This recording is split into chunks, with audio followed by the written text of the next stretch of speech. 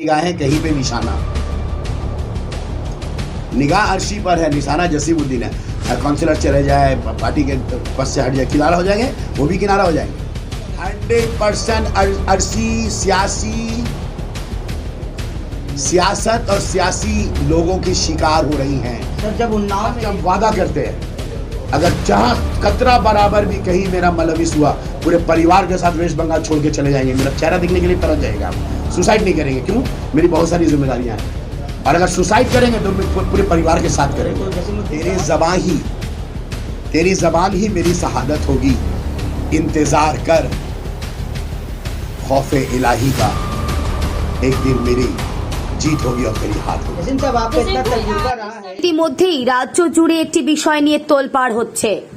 এদিন ৩৯ নম্বর ওয়ার্ডের যুব সভাপতি সানি এবং ওয়ার্ড নাম্বার ৩৯ তৃণমূল কংগ্রেসের পৌরপিতা জসিমউদ্দিনের বিরুদ্ধে আরশি ফারুক এক অভিযোগ করেন। আর সেই অভিযোগ নিয়েই ৩৯ নম্বর ওয়ার্ডের পৌরপিতা জসিমউদ্দিন সাংবাদিক বৈঠক করে আয়োজন করেন। সেখানে তিনি বলেন, আরশি ফারুক যা বলেছেন সেটি আদালত বিচার করবেন, কিন্তু আমাদের নামের মধ্যে যেভাবে টানা হচ্ছে, এখানে আমার মেয়ের নামও বদনাম করা হচ্ছে, আর সেটা নিয়ে আমি এবার হাইকোর্টে দ্বারস্থ হব। তিনি এও বলেন, এর মধ্যে কোনোভাবেই জড়িত নেই, কিন্তু আমাকে এর মধ্যে জড়িত করছে পুরো রাজনীতি। এই বিষয় তোলপাড়। এখানে কংগ্রেস বিজেপি একত্রিত হয়ে রাস্তায় নেমেছে। তিনি আরো বলেন, তাকে নিয়ে এক ষড়যন্ত্র চলছে। যতক্ষণ না তার নির্দিষ্ট সহকারে নির্দোষী প্রমাণ হচ্ছে, ততক্ষণ তিনি এই লড়াই চালিয়ে যাবেন, এও বলেন তিনি সংবাদ সম্মেলনে। मेरा प्रेस कॉन्फ्रेंस करने का मकसद ये है कि चूँकि कई दिनों से अगर आपके अंदर में कुछ सवालात हो, क्योंकि मुझसे आप लोग सभी बात करके जा चुके हैं, और ये मैं आपका शुक्रगुजार हूँ, मैं आपका शुक्रिया अदा करता हूँ कि अगर आप ना होते तो शायद मैं कुएं में डूब गया होता, शायद दलदल में दब गया होता, शायद बेकसूर खतावार हो जाता। ये आपकी बदौलत है जो आज लोग ये कह रहे हैं कि आपके ज़रिया भी, दो लोगों के ज़रिया, जब एक लोग बोलते हैं ना तो लोगों में कन्फ्यूजन होती है, और जब दो लोग बोलते हैं तो मैंने उस दिन भी शुक्रिया अदा किया था और आज भी शुक्रिया अदा करता हूँ। आपको शुक्रिया अदा करने के लिए बुलाया कि आप और आप जैसे कलकत्ता के जो है, कभी सोचा भी नहीं था ऐसे बहुत सारे सोशल एक्टिविटीस्ट और बहुत सारी औरतें, ख़वातीन, बहुत सारी स्टूडेंट्स, देखेंगे आप, अब तो नेशनल न्यूज़ हो गया ना ये, तो इसलिए काफ़ी तादाद में लोग मुझे फ़ोन कर रहे हैं, मेरे से बातें कर रहे हैं। तो मैं ये आप लोगों को क्रेडिट देने के लिए मैंने बुलाया है कि बहुत सारे लोग ये बोल रहे हैं कि आप लोगों के ज़रिया जो है, चूँकि आप दोनों तरफ जा रहे हो ना, तो आप भले दोनों तरफ जा करके जो भी बोल रहे हो, लेकिन सुनने वाला और समझने वाला समझ जा रहा है। आप पहले रेपिस्ट बोल दे रहे हैं, ये बोलना उचित है क्या?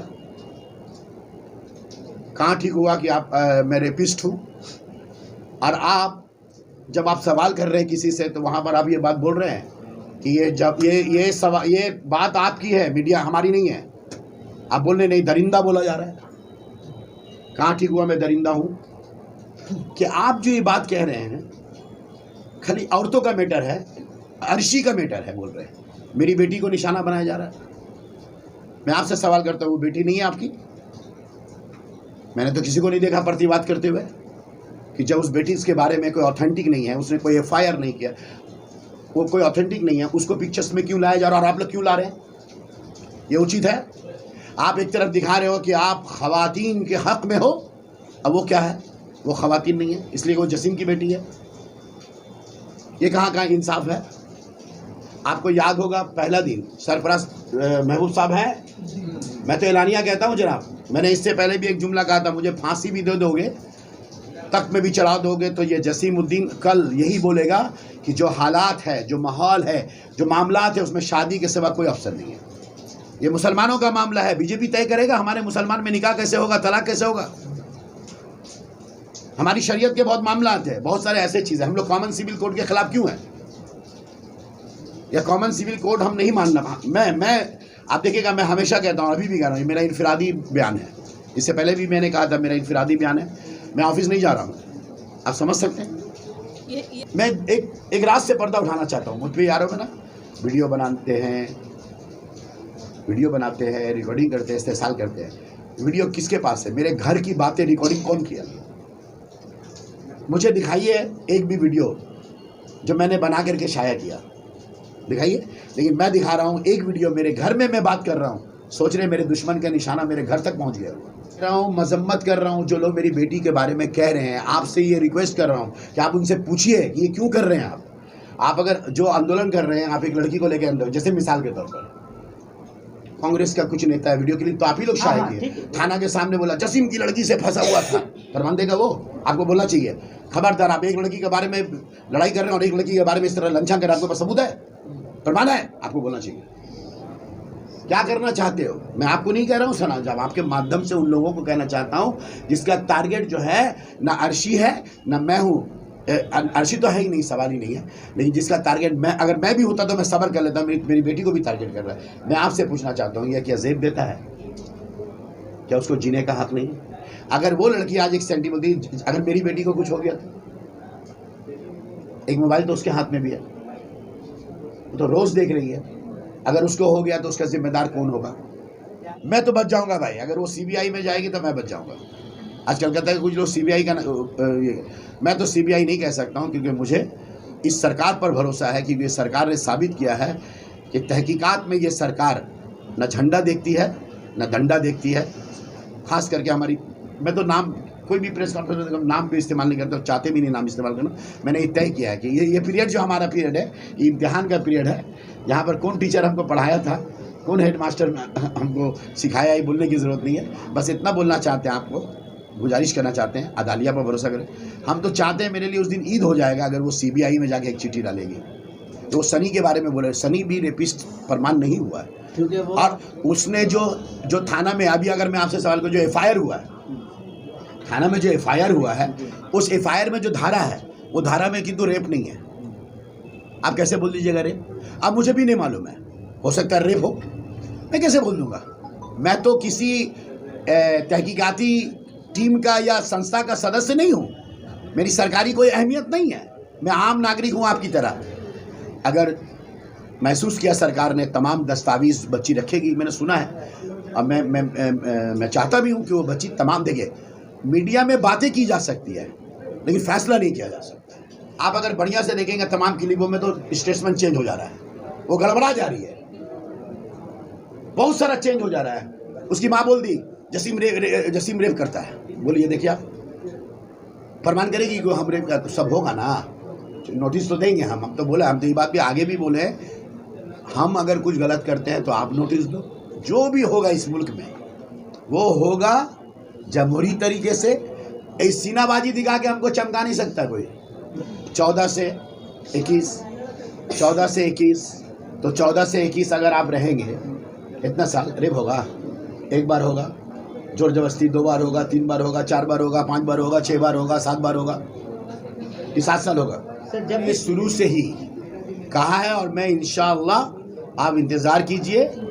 मैंने पहले भी कहा और अब भी कहा, सब्र करना पड़ेगा, और या तो फैसला देना है तो आप लोग चैनल के सामने खड़ा होइए, तमाम शहादत के बाद देना पड़ेगा, किंतु तमाम शहादत के बाद ये फैसला, तो आपका फैसला देश से मानेगा, कानून मानेगा, फैसला तो अदालत का ही माना जाएगा। इसलिए मैं ये कहना चाहता हूँ, फालतू के डिबेट में ना फंस करके और अपने बातों के लबोलवाज से किसी को हिट मत कीजिए आप। अर्शी, तुमको, तुम्हारे परिवार को और तुम्हारे साथ जो लोग हैं उनको चैलेंज करते हैं, 27 महीना में तुम सनी से एक बार भी नहीं मिली हो, और पिछले 19 महीना में सनी से तुम्हारा कोई टेलीफोन में कोई बात नहीं हुआ है। 27 महीने से तुम नहीं मिली हो, कहीं पर भी नहीं मिली हो, किसी जगह नहीं मिली हो, प्रमाण दे देंगे तुमको। आखिरी तुम मिली हो, तुम जानती हो, यू नो वेरी वेल, तुम्हारा सिग्नेचर निकल गया है, तुम्हारा दस्तखत किया हुआ निकला हुआ है, तुम दस्तखत की हो 29 में 2021। 27 महीना तुम सनी से नहीं मिली हो, कहीं पर भी, कोई मॉल में, कोई चाय दुकान में, कोई कॉफे में, कहीं पर भी नहीं मिली हो, जिससे ये प्रमाण होता है कि पिछले 27 साल में ना वो वीडियो दिखाया, ना 27 महीने में कहीं नहीं मिली हो। चाय दुकान में, पान दुकान में, रास्ता में, घाट में, स्कूल में, कॉलेज में, पार्क्स में, गार्डन में, मॉल में, कहीं भी तुम्हारे पास कुछ नहीं है। चैलेंज। इसका मतलब 27 महीना में तुमको कोई ब्लैकमेल नहीं किया गया, तुम्हारा पीछा नहीं किया गया, तुम्हारा वीडियो नहीं बनाया गया, कोई होटल नहीं किया गया। जो भी हुआ है 29 में 2021 से पहले 2.5 साल, और जून 21 में जसीम भाई की बच्ची के मामला आ रहा है, जून 21 में, यानी कि वो मामला से 2 साल पहले से तुम दोनों मिलते हो।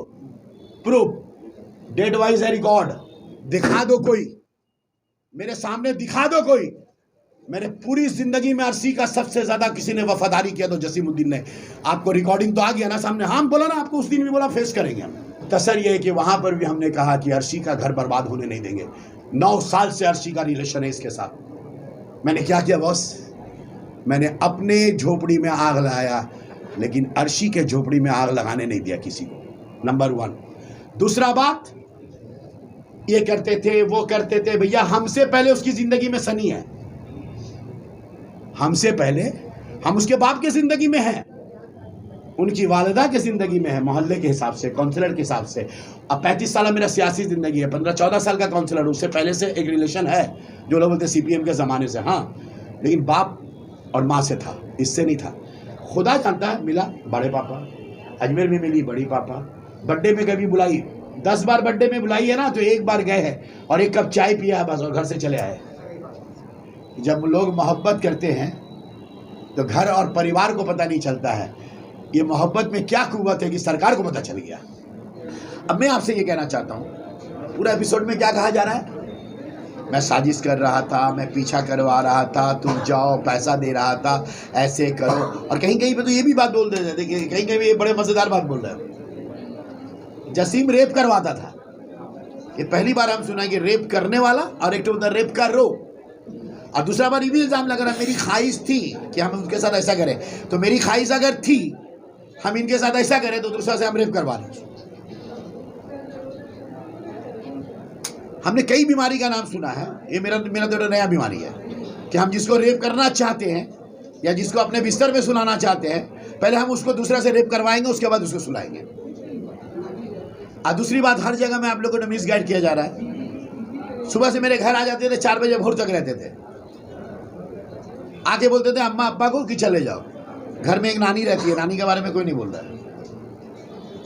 65-67 साल उनका उम्र हो गई, नानी तलाकशुदा हैं, ज़ईफ़ा हैं, वो भी रहती हैं। 2 भाई हैं, एक भाई जो है उसकी उम्र 19-20 होगी और एक 17-18 साल का है। अच्छा बताइए, खाला भी कहीं रहती हैं, गाय बगाए उनकी जो खाला है, खाला भी वहीं रहती है। तो मैं जब गया, सुबह गया, 4 बजे तक हूँ, बाप माँ को भगा दिया। नानी कहाँ थी? कोताई छिलो नानी। और वो लोग दोनों कहाँ गया भाई? तो जो तो हुसैन है और एक फैजू है, ये लोग कहाँ गया? नहीं, ऐसा था, वेल इंतज़ाम था घर में। उसके अब्बा अम्मा ने कह दिया था जसीम भाई आएंगे, तो जसीम भाई जब आएंगे हम लोग दोनों बाहर निकल जाएंगे, तो लोग जाके छत्ता में सो जाएगा या बाहर में फुटपाथ में सोएगा। लग रहा है कुछ? अरे भाई, अगर मैं घर जाता था तो माँ बाप खाली इतना बोलिए, आते थे सुबह 4 बजे भोर तक रहते थे, अब्बा अम्मा मेरा हट जाता था। कहाँ हटेगा? वो जा रही है होटल में, वो भी ज़बरदस्ती, रजिस्टर्ड में साइन कर रही है, वो भी ज़बरदस्ती। इंतज़ार कीजिए ना ज़रा सा, अरे इंतज़ार कीजिए ज़रा सा जनाब। कौन होटल में गई थी और वो अपना आधार कार्ड जमा दिए, वहाँ साइन भी की है। साइन करना क्या है? साइन करना प्रमाण होगा। ये केस में प्रमाण करने के लिए हम गुहार करेंगे आप लोगों के सामने, मेरा साथ दीजिए, हमको प्रमाण करना है। क्योंकि ये प्रमाण अगर नहीं कर सके तो फिर हम कलकत्ता छोड़ के चले जाएंगे। सर हो सकता है बंगाल छोड़ के चले जाएंगे।